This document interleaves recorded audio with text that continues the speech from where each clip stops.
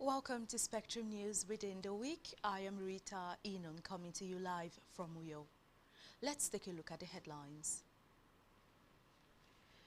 House of Reps begin probe on $460 million Abuja CCTV project over insecurity. Governor Moino presents 1.39 trillion naira 2026 appropriation bill to the House of Assembly. France to intercept small boats from pressure from the UK. Stay tuned for details of these stories and more in a moment.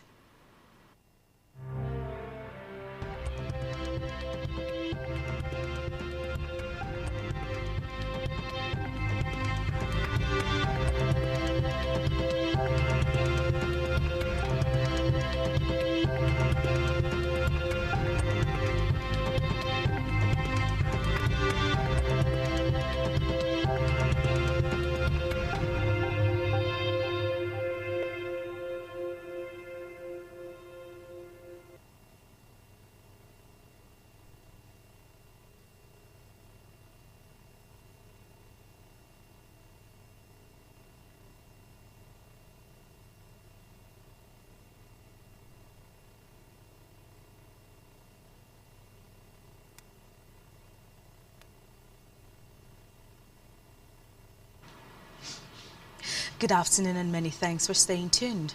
We begin the news within the week with the nation's leader, President Bola Ahmed Tinubu, who approved the constitution of the Nigerian side of the U.S.-Nigerian Joint Working Group, JWG, as part of steps to deepen collaboration in tackling security challenges in the country. The composition of the group was part of the agreement reached during the recent trip to Washington, D.C. by a high delegation led by the Nigerian National Security Advisor Nuhu Ribadu. The NSA, according to a statement, is expected to lead the Nigerian side of the group and will be supported by a multi-stakeholder team comprising senior officials from relevant government establishments.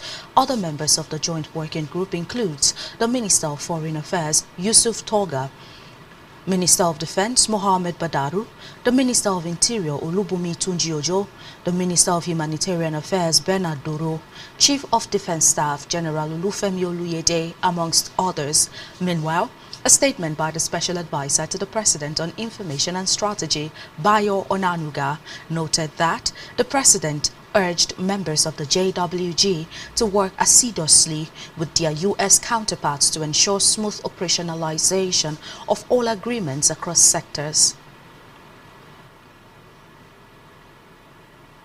Meanwhile, President Tinubu during the week commended the release of the 24 schoolgirls abducted in Maga, Kebbi State. In a statement by the spokesperson to the President, Bayo Onanuga, the security agents were applauded for their efforts in securing freedom for all victims taken away by the terrorists. He further tasked the security agencies to intensify efforts in rescuing the remaining students still being held captive. Away from that, First Lady Senator Oluremi Tinubu in the course of the week called on government institutions, technology companies, civil society and citizens to take bold coordinated actions to make Nigeria's digital spaces safe, inclusive and respectful for women and girls. The First Lady made the appeal in a message commemorating the 2025 International Day for the Elimination of Violence Against Women, marked globally on the 25th of November. This year's theme, Unite to End Digital Violence Against All Women and Girls, focuses attention on the growing threats of online harassment, exploitation and gender-based hate. Senator Oluremi said digital platforms intended to encourage learning, connection and productivity have increasingly become spaces where women and girls face bullying, blackmail, stalking and targeted misogyny. She warned that the rise of online abuse constitutes a serious and often invisible extension of gender-based violence. In a separate development, the federal government initiated the process to upgrade Victor Airport in Uyo to international status, which would enable it to receive and process international passengers. The Minister of Aviation and Aerospace Development, Festus Keyamo, stated this when he hosted the Governor of Akwa Ibom State, Pastor Umar Eno. In Abuja, Keyamo stated that the airport has all standard maintenance, repair, overhaul, and a runway of over 3 kilometers, which can accommodate bigger aircraft.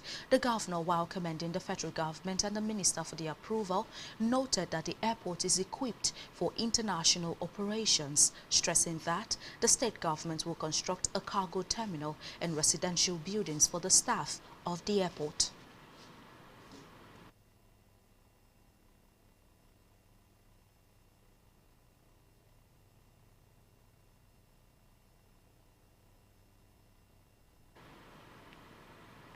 And in the meantime, the federal government during the week urged youth to embrace automotive innovation to develop the country. It said automotive intelligence, aligned with President Bola Tinubu's renewed commitment towards youth development, skill advancement and strategic transformation of Nigeria's automotive landscape. Speaking in Ibadan at a program, Youth Empowerment Through Automotive Innovation 2025 conference, the Special Assistant to the President on Youth Initiative, Monitoring and Delivery, Dr. Titi Lope Gbadamosi, said Nigeria was investing in mobility, technology, clean energy transition, and digital innovation.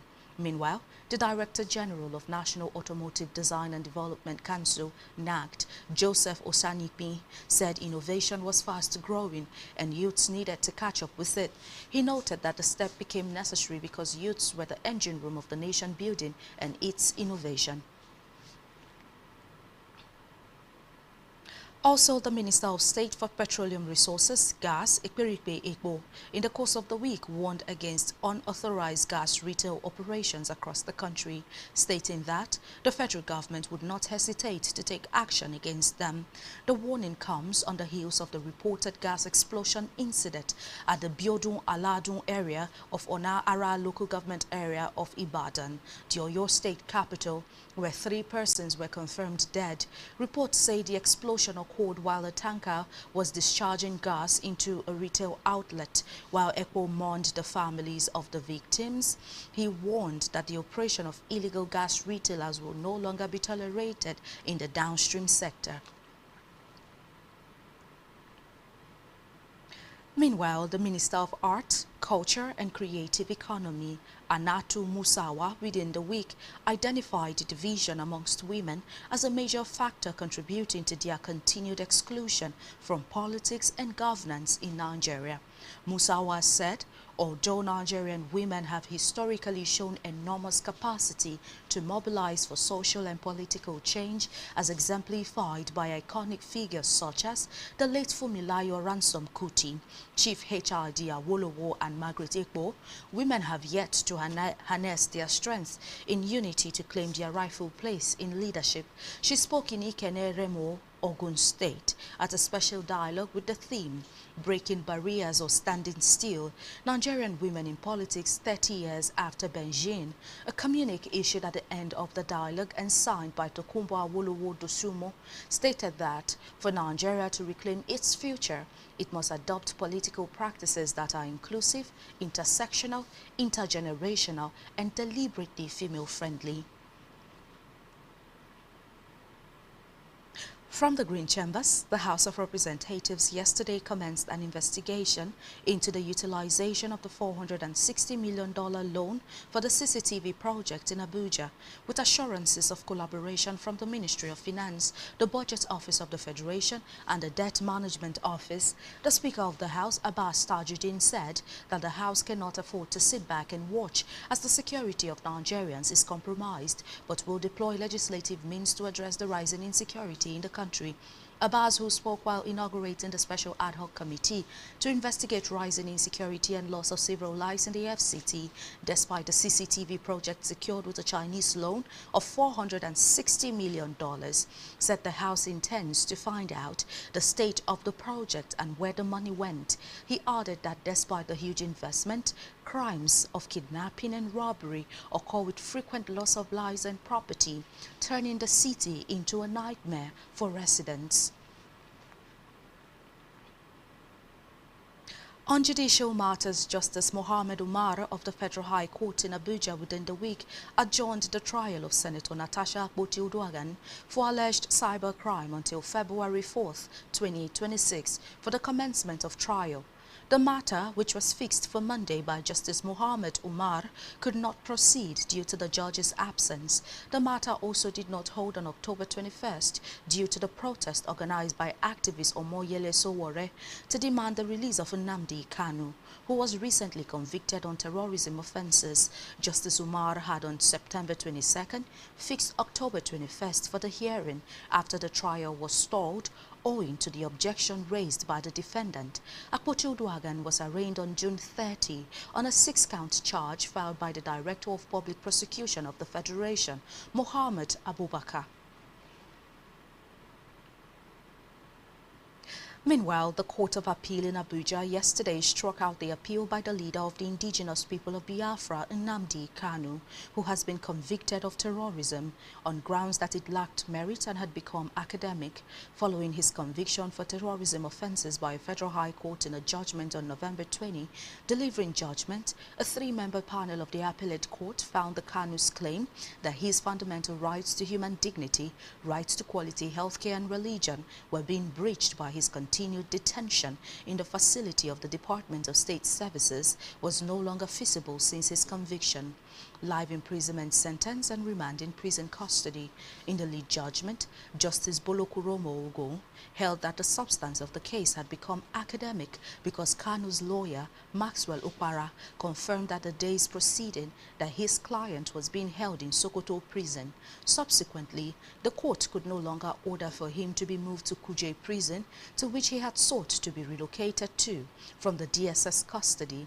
Justice Ogo further held that, having earlier exhibited preference for prison custody, the court could no longer grant his prayers since he had been convicted and sent to the prison where he had wanted to be kept.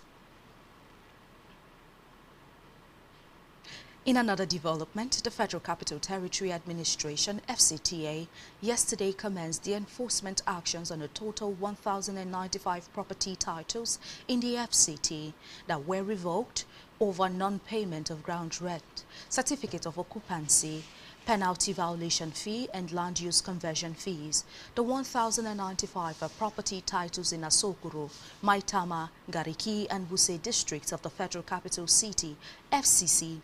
Reports say the owners had ignored a series of public notices made from May to November 2025 by the FCTA in the national dailies, online platforms and television stations, requesting defaulters to settle their financial obligations, liabilities or risk losing their titles. This was contained in a public notice by the FCTA and made public by the spokesman of the FCT, Minister Nyesom Wike.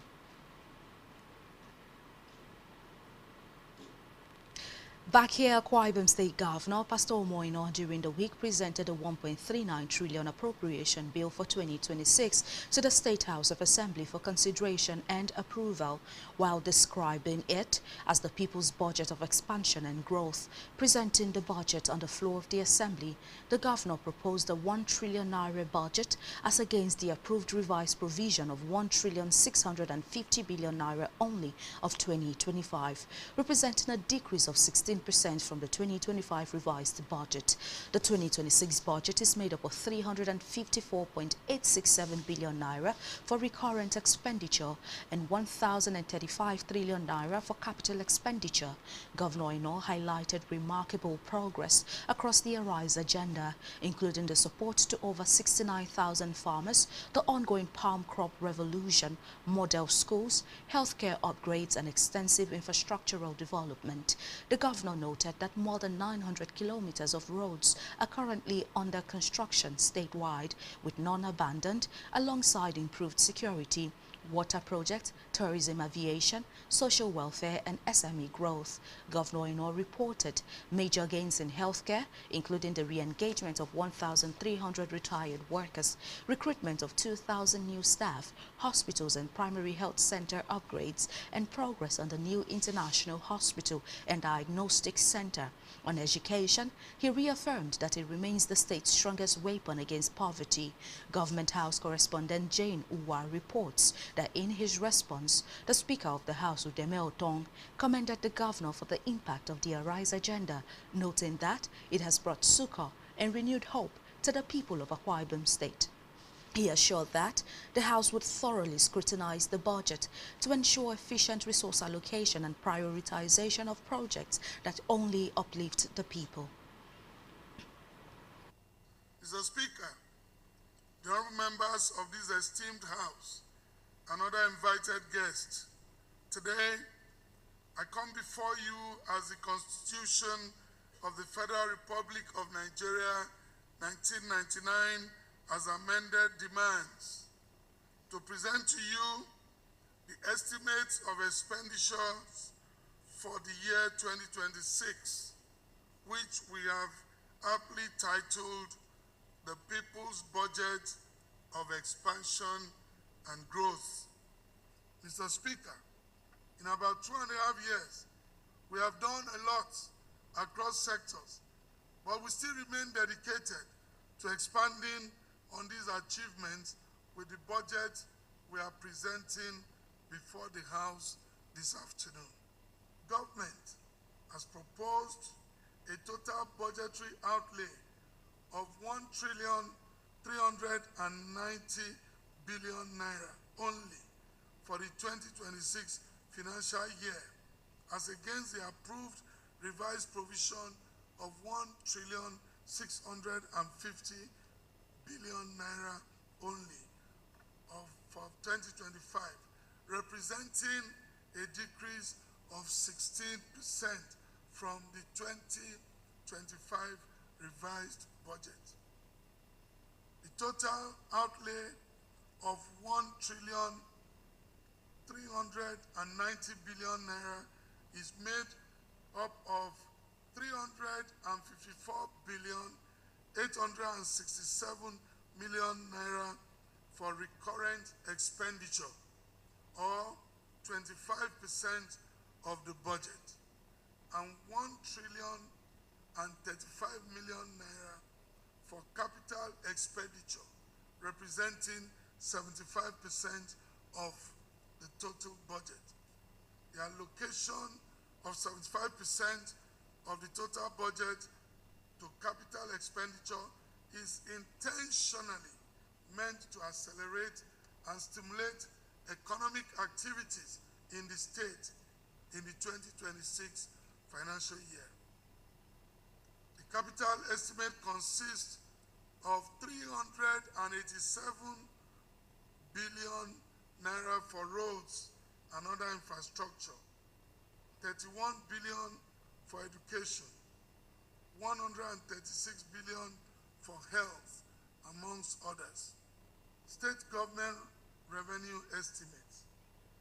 A total projected revenue, recurrent revenue for 2026 is estimated at 1,146 billion naira, as against the revised provision of 1,255 billion naira, representing a 9% decrease in revenue projection for 2026.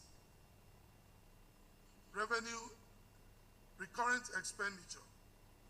For the 2026 fiscal year, recurrent expenditure, which is proposed at 354 billion 866 million naira, is made up of personnel cost 131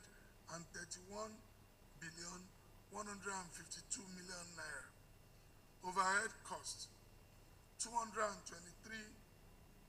billion 715 million naira, total recurrent expenditure 354 billion 867 million naira. The total capital receipt and expenditure for the year 2026 is estimated at 1,035 billion naira, as against the approved revised provision of 1,224 billion naira for 2025.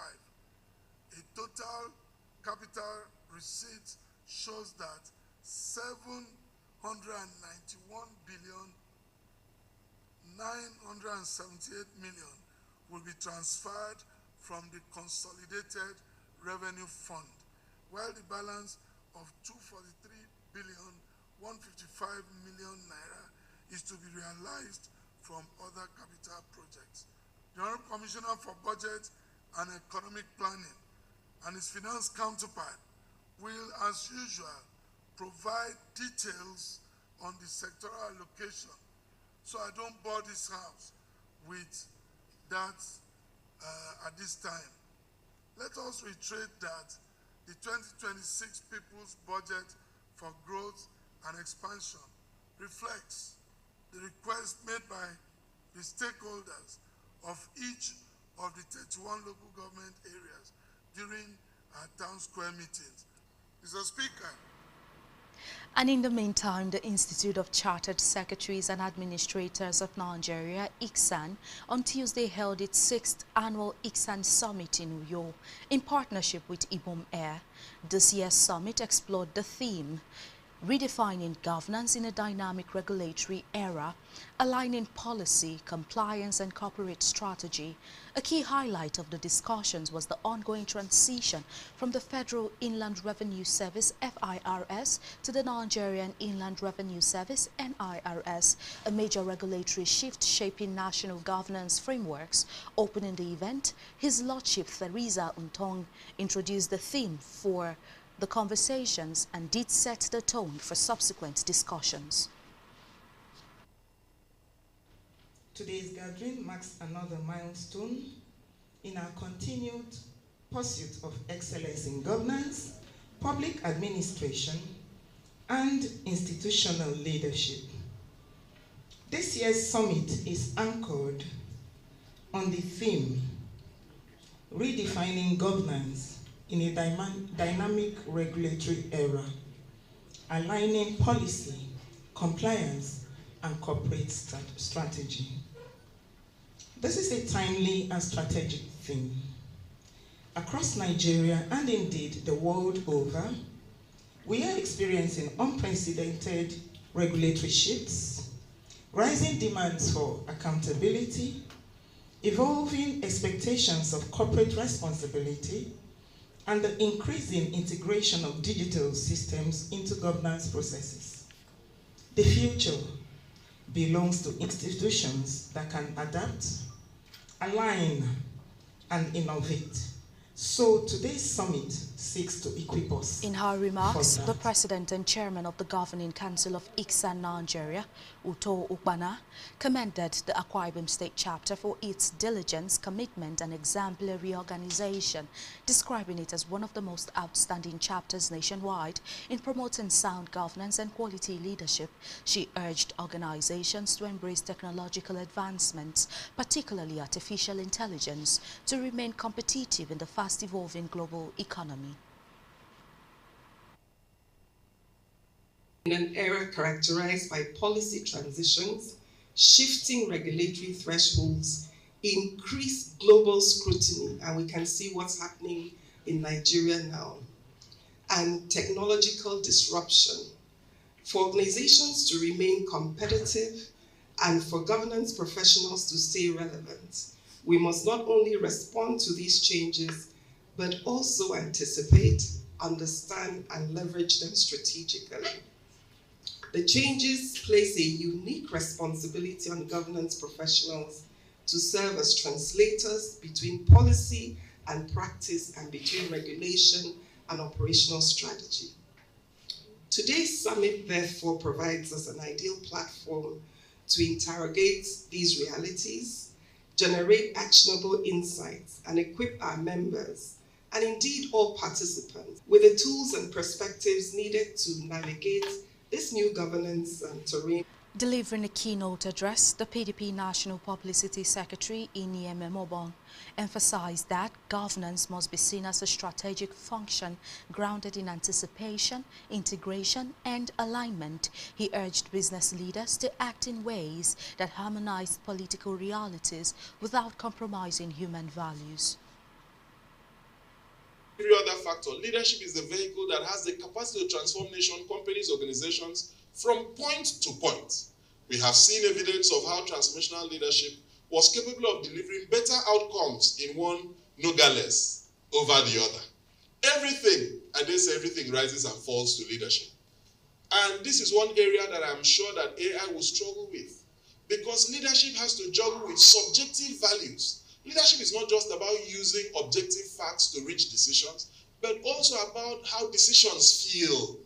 And the feeling has nothing to do with the objectivity. So, and you do know that the aggregation of this feeling will have not just economic impact. This accounts for why you can see that people do not care what that policy offers. They care about how they feel about that policy. Since good governance does not happen by chance, and from experience and observation, significant attainments have been made by questioning, not by following status quo. We need to intentionally create safe spaces for constructive dissent within our structure. It's difficult, but that's the only way progress can be made. And if you don't allow spaces, safe spaces for dissent, those people will leave your company and join your opponent who is willing and able to give them, and they will become your competitors. The summit concluded with interactive panel sessions addressing key issues such as the transition from FIRS to NIRS, governance, compliance trends, and Nigeria's investment climate.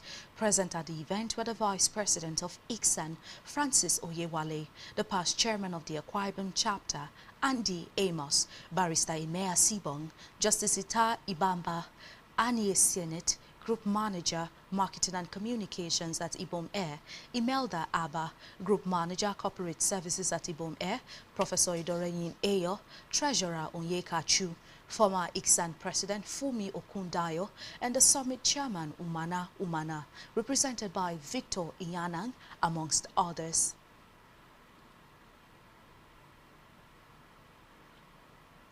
And still to come in the news. World Bank canvasses slash of import tariff to lower inflation. Stay tuned for details of this story and more in a moment.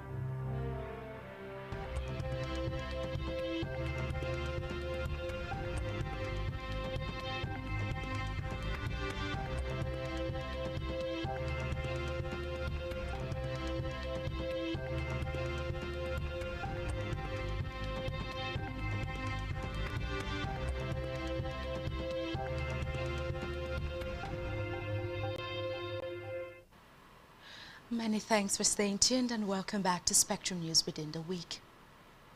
Moving to Africa now, where the Economic Community of West African States, ECOWAS, during the week suspended Guinea-Bissau from its decision-making bodies over a coup in the West African country. ECOWAS Mediation and Security Council took the decision after an emergency meeting on Thursday. The MSC said at the end of the virtual meeting under the chairmanship of Julius Maada Bio, President of Sierra Leone and chairperson of the authorities of ECOWAS heads of state and government, that the Council decides, in accordance with the provisions of the ECOWAS Protocol on Democracy and Good Governance 2001, to suspend Guinea-Bissau from all ECOWAS decision-making bodies until the restoration of full and effective constitutional order in the country. Recall that military officers took over power in Guinea-Bissau on Wednesday, about 3 days after the country's disputed presidential and legislative elections. Meanwhile, UN Secretary-General Antonio Guterres yesterday condemned the coup d'etat perpetrated by elements of the military in Guinea-Bissau. In a statement issued by Stefan Dujarric, spokesperson for the Secretary-General, Guterres condemned any attempt to violate constitutional order.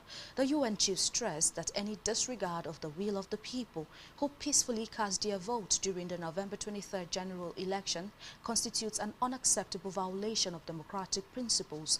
The Secretary-General called for the immediate and unconditional restoration of constitutional order as well as the release of all detained officials. And still in Africa, leaders from Africa and Europe meeting in the Angolan capital Luanda within the week committed to strengthening trade and better tackling illegal migration. Marking 25 years of AU to EU relations, the 2 days of talks which ended on Tuesday saw the European Union pledge to support African nations develop, industrialize and diversify their exports. They welcomed the progress made in implementing the Global Gateway African-Europe Investment Package, which mobilizes public and private funds for infrastructure, energy and digital connectivity. The 150 billion euros program is intended to strengthen growth and accelerate climate and digital transitions. The summit aimed to deepen both economic and security ties between the two continents, with delegates emphasizing the need to achieve peace through multilateralism. On the foreign scene, France yesterday agreed to start intercepting small boats in the Channel following months of pressure from the UK.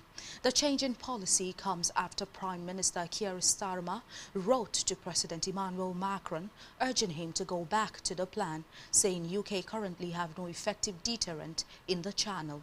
The Maritime Police Force has confirmed to reporters that French security forces will be allowed to stop the small boats at sea, but only before they have picked up their passengers. Reports say French police have rarely intervened to stop the overcrowded boats leaving the coastline because it is considered too great a risk to both officers and civilians.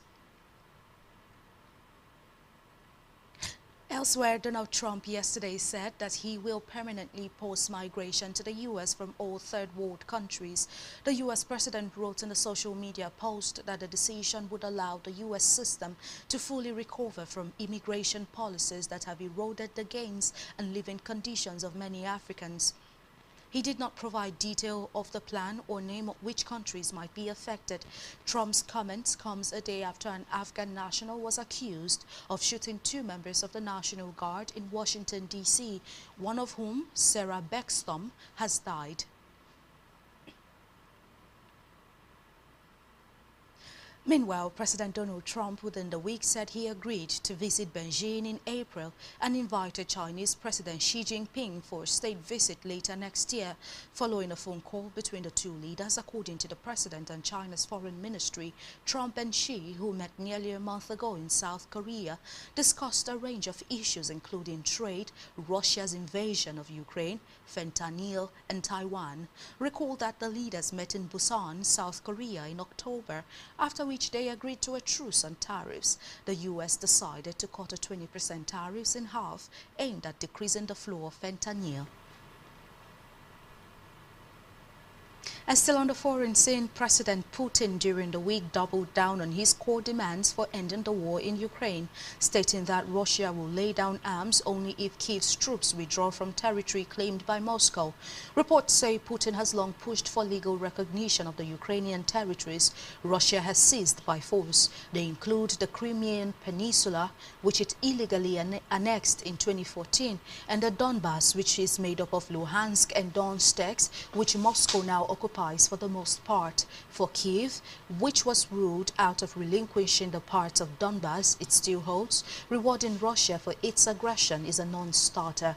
Speaking to reporters during the trip to Kyrgyzstan, Putin accused Kyiv of wanting to fight to the last. Ukrainian, which he said Russia was in principle also ready to do so.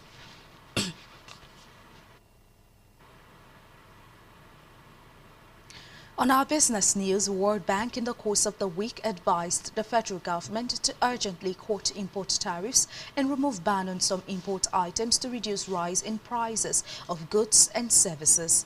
According to the World Bank Country Director for Nigeria, Matthew Vergis, the measures, if applied, will reduce poverty rate.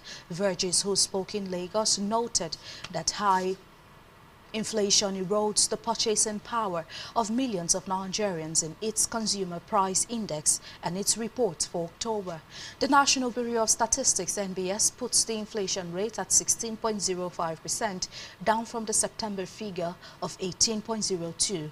According to the NBS, it was the 7th consecutive month of decline and the lowest in 3 years. Elsewhere, the federal government within the week dug out more than 60 billion naira linked to 28 financial irregularities in the operations of the Nigerian National Petroleum Company Limited.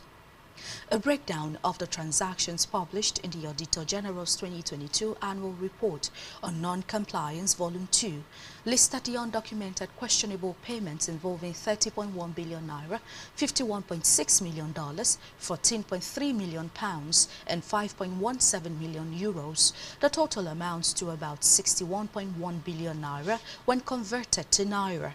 The report accuses NNPC Limited of unauthorized virements, tax infractions, irregular procurement, abandoned projects, weak internal controls, and unsubstantiated settlements. The report has been transmitted to the National Assembly.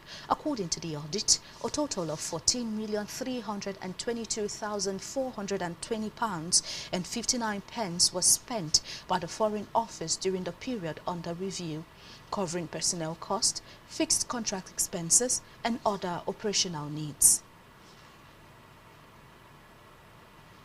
And in the meantime, the Nigerian National Petroleum Company Limited, NNPCL, during the week declared a profit after tax of 5.4 trillion naira for the financial year ended 2024, marking one of its strongest performances since its transition into a limited liability company.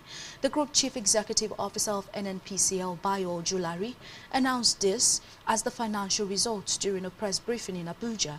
The latest figures represent a sharp improvement from the 2023 financial year, when the company posted a profit after tax of 3.29 trillion naira.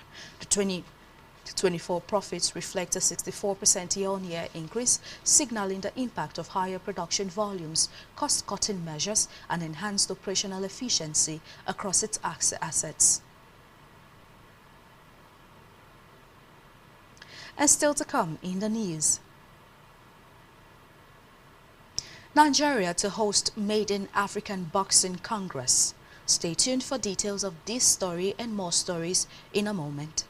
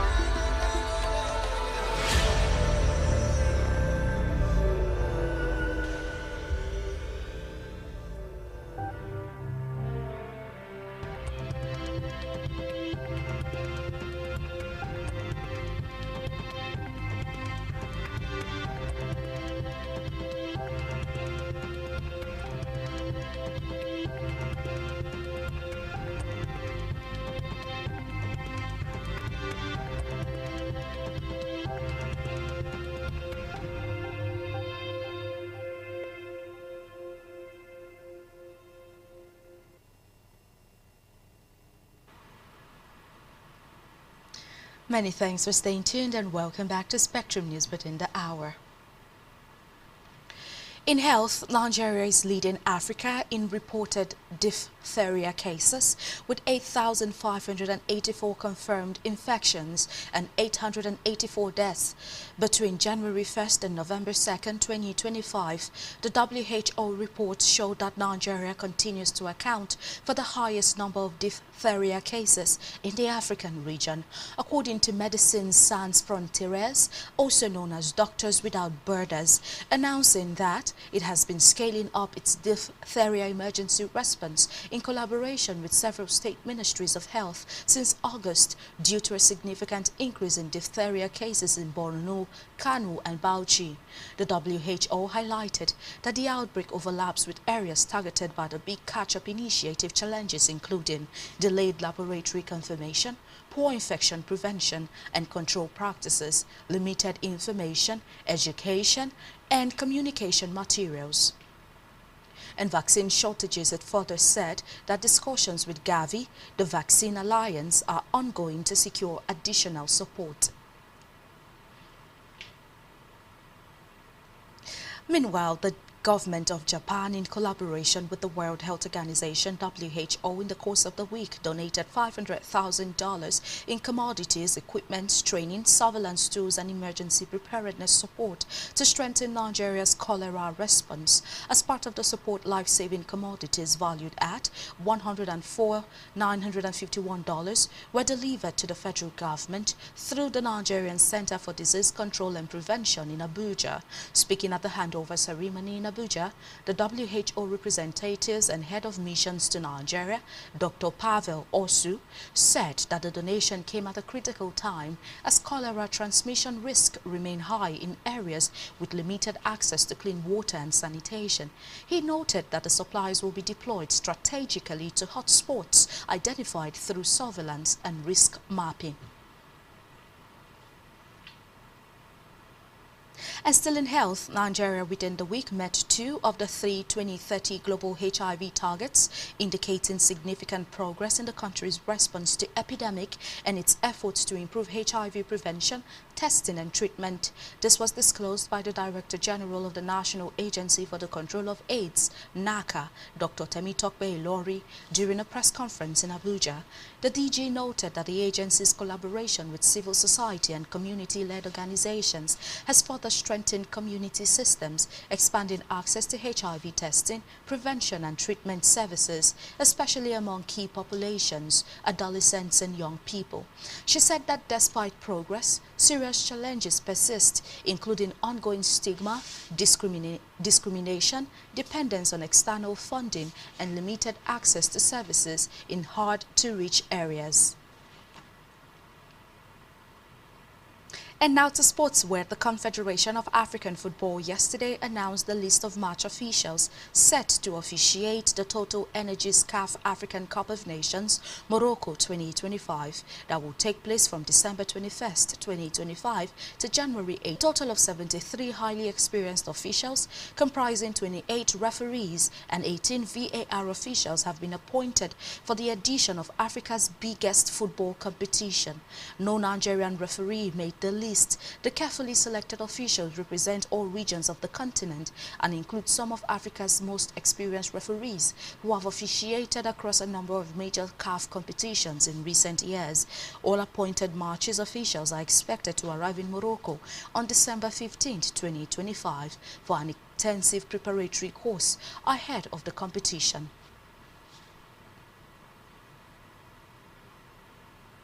And in the meantime, the Super Eagles will set up a training camp in Egypt next month to prepare for the 2025 African Cup of Nations.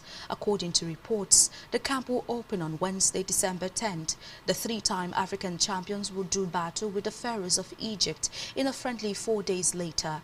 Meanwhile, head coach Eric Shell is expected to submit his final list for the competition on December 11th. The Super Eagles are drawn in Group C with Tanzania, Tunisia and Uganda. They will face the Taifa Stars of Tanzania in their opening fixture on Tuesday, December 23rd. And still in sports, Nigeria will host the inaugural African Boxing Congress and Boxing Gala Night on Sunday, December 28, 2025, which will bring together representatives from over 20 affiliated national federations from across Africa to Lagos. The Nigerian Boxing Federation, NBF, under the leadership of Wale Edun, secured the hosting rights for the landmark event from African Boxing, the governing body for the continent's boxing confederation and an arm of World Boxing, the international body for Olympic-style boxing. In a letter to the NBF, African Boxing described Nigeria as a strategic nation with the capacity to lead the holistic advancement of the squared ropes and sports in the continent. The letter also announced the appointment of NBF Vice President Omonle Imadu as member of the African Boxing Working Committee, with additional responsibility as head of organization for the forthcoming Congress. Moving now to entertainment, Burna Boy's No Sign of Weakness US tours, including yesterday's performance at the Armory in Minneapolis, was cancelled after fans failed to buy tickets. Ticketmaster announced the last-minute cancellation on its website. Yesterday's show was cancelled with another concert scheduled for December 1st, 2025 in Chicago. While the tour organizers failed to provide a specific reason for the cancellation, the development came amid the public criticism directed at Burna Boy after he walked out a couple for still sleeping during his performance at Colorado.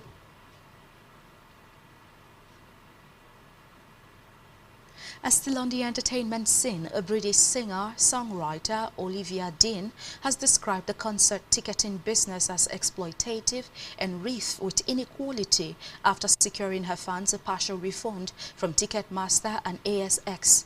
The star's comment came after some resale tickets from her North American tour were listed at more than 14 times their original face value, with prices rising above $1,000.